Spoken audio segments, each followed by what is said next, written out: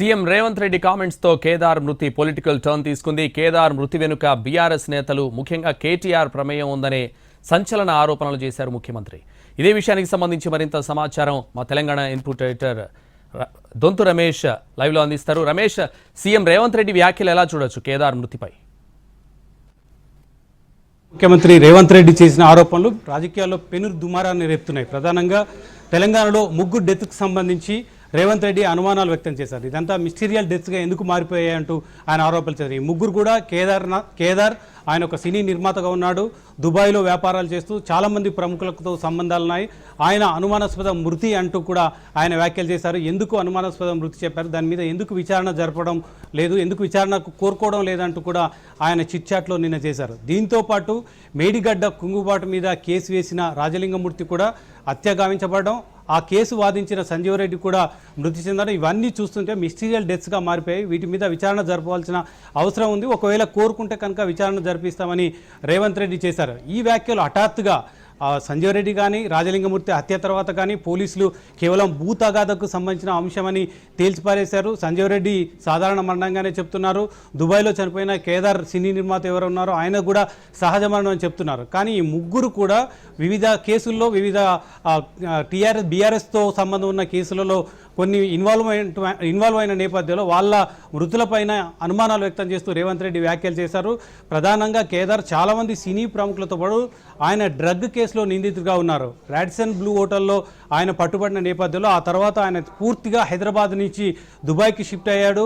ఆయన దుబాయ్కి షిఫ్ట్ అయిన తర్వాత చాలామంది ఇక్కడ బీఆర్ఎస్కి సంబంధించిన కొంతమంది ప్రముఖులకు, అదేవిధంగా సినీ ప్రముఖులకు సంబంధించిన నిధులను అక్కడికి తరలించి అక్కడ రియల్ ఎస్టేట్ వ్యాపారాలు, ఇతర ఎంటర్టైన్మెంట్కి సంబంధించిన వ్యాపారాలు కొనసాగిస్తున్నారు. ఆయన 9 కంపెనీల్లో డైరెక్టర్గా ఉన్నారు. అవంతా కూడా డబ్బులు ఇక్కడ సినీ ప్రముఖులు, రాజకీయ ప్రముఖులకు సంబంధించిన డబ్బులను కూడా చెప్తున్నారు. సో కేదార్ ఏ విధంగా మృతి చెందారో, ఒకవేళ కనుక దుబాయ్లో చనిపోతే 2 రోజుల్లో సహజ మరణం అయితే వెంటనే పోస్ట్ మార్టం చేస్తారు, డెడ్ బాడీ ఇస్తారు, దానికి మృతికి కారణాలు కూడా చెప్తారు. కానీ ఇప్పటివరకు 2 రోజులు దాటిపోయినప్పటికీ అతని డెడ్ బాడీ ఇప్పటికి అప్పగించలేదు. ఆ మృతిపైన అనుమానాస్పద మృతి నిజానికి సహజ మరణం అన్న అంశానికి సంబంధించి బంధువులకు చెప్పలేదు. ఆ కేసు విషయంలో స్పష్టత ఇవ్వలేదు. నిజానికి దుబాయ్ పోలీసులు ఎప్పుడైనా నిజానికి అనుమానాస్పద మృతి కనుక జరిగితే అక్కడి రాయబారులకు, మన భారతదేశానికి సంబంధించిన రాయబారులకు కానీ విదేశాంగ ప్రతినిధి కానీ ఎవరు కూడా అంశాన్ని వెల్లడించరు. అది పూర్తిగా దర్యాప్తు చేసిన తర్వాత అది నిజానికి ఏదైనా అనుమానాస్పద మృతి, అందులో ఎవరెవరు ఆయన చనిపోయినప్పుడు ఎవరెవరు ఉన్నారు అంశానికి సంబంధించి పూర్తిగా నిర్ధారించుకున్న తర్వాతనే ఆ విచారణకు సంబంధించిన అంశాన్ని బయట పెడతారు.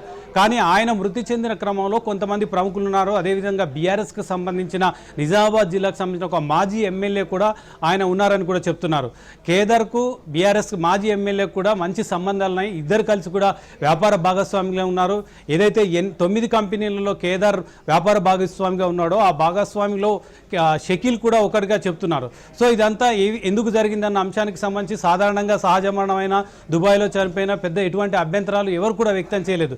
కానీ హఠాత్తుగా రేవంత్ రెడ్డి ఢిల్లీకి వెళ్ళి మీడియాతో చిట్చాట్ చేసి ఈ 3 మరణాలపైన సంబంధించి కేదార్, రాజలింగమూర్తి, అదేవిధంగా సంజీవ్ రెడ్డి, న్యాయవాది సంజీవ్ రెడ్డికి సంబంధించిన మృతుల మీద అనుమానాలు వ్యక్తం చేస్తూ మిస్టీరియల్ డెత్స్గా ఉన్నాయి.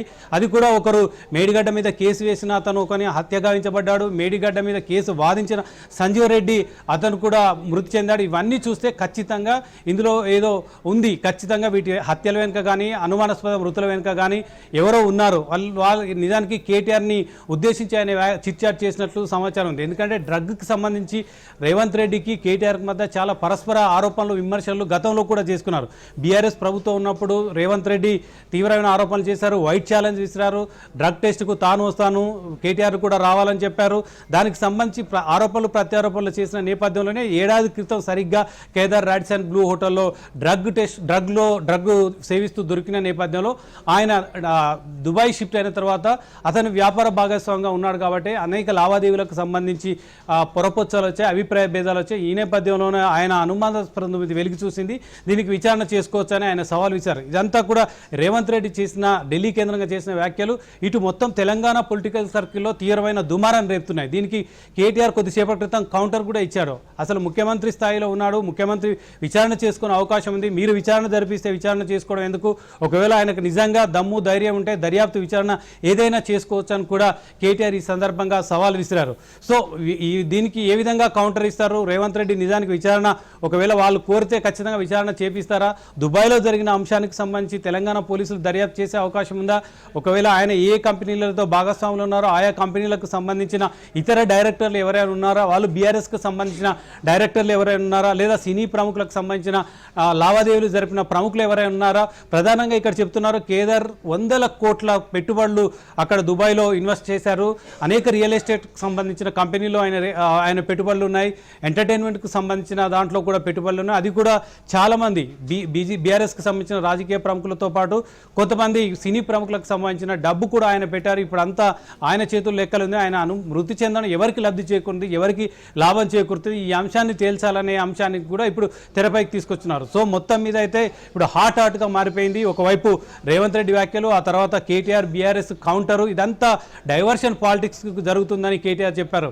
పాలన చేత కాకపోవడం మూలంగానే, 6 గ్యారెంటీలు అమలు చేయకపోవడం మూలంగానే ప్రజల నుంచి వచ్చిన వ్యతిరేకతను పక్కదారి పట్టించడానికి, కేవలం అటెన్షన్ డైవర్షన్ చేయడానికి ముఖ్యమంత్రి ఈ రకమైన వ్యాఖ్యలు చేస్తున్నారు. నిజంగా దమ్ము ధైర్యం ఉంటే విచారణ చేయించుకొని కూడా ఆయన కౌంటర్ చేశారు. ఒకవేళ కేటీఆర్ కౌంటర్కు కాంగ్రెస్ పార్టీ నుంచి ప్రధానంగా రేవంత్ రెడ్డి నుంచి ఎటువంటి స్పందన వస్తుంది? ఈ 3 మరణాలకు సంబంధించిన విచారణ జరుపుతారా? 3 కూడా ఒక ఘాటిన కడతారా? 3 కూడా ఆయన కేటీఆర్ని టార్గెట్ చేస్తూనే, బీఆర్ఎస్ నేతలను టార్గెట్ చేస్తూనే మిస్టీరియల్ డెత్స్ అని సీఎం కన్ఫర్మ్ చేస్తారు.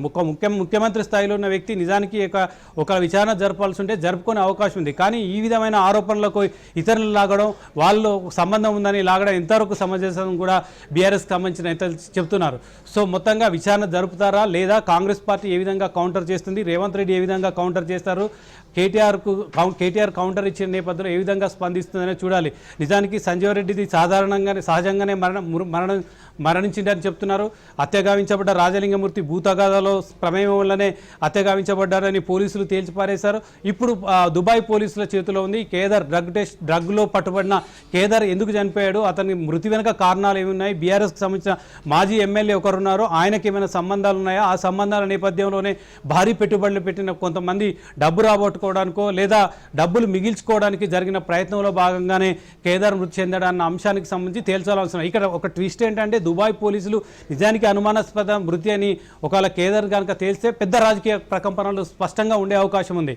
దుబాయ్ పోలీసులు 24 గంటల వ్యవధిలోనే ఖచ్చితంగా ఒకవేళ సహజ మరణం అయితే కన్ఫర్మ్ చేసి బంధువులకు డెడ్ బాడీ అప్పగిస్తారు. కానీ ఇప్పుడు 2 రోజులు గడిచినప్పటికీ ఎందుకు ఇంకా కన్ఫర్మ్ చేయలేదు, అది సహజ మరణం అయితే ఎందుకు బంధువులకు అప్పగించలేదు, ఒకవేళ అనుమానాస్పద మృతి అయితే దానికి సంబంధించిన వివరాలు ఎందుకు చెప్పలేదనేదే ఇప్పుడు ప్రశ్న. ఒకవేళ నిజానికి కేదార్ కనుక సహజ మరణం కాదు, గుండెపోటుతో మృతి చెందలేదు, అది ఖచ్చితంగా దాని వెనుక ప్రమేయం ఎవరిదైనా ఉందనుకుంటే మాత్రం ఖచ్చితంగా రేవంత్ రెడ్డి చేసిన ఆరోపణలకు బలం చేకూరుతుంది. తెలంగాణ పొలిటికల్ సర్కిల్ ఇది పెద్దగా దుమారం రేగుతుంది. కేదార్తో వ్యాపార సంబంధాలు ఉన్న రాజకీయ నాయకులు కానీ సినీ ప్రముఖులు కానీ వీళ్ళంతా కూడా క్యూ కట్టాల్సిన పరిస్థితి ఉంటుంది.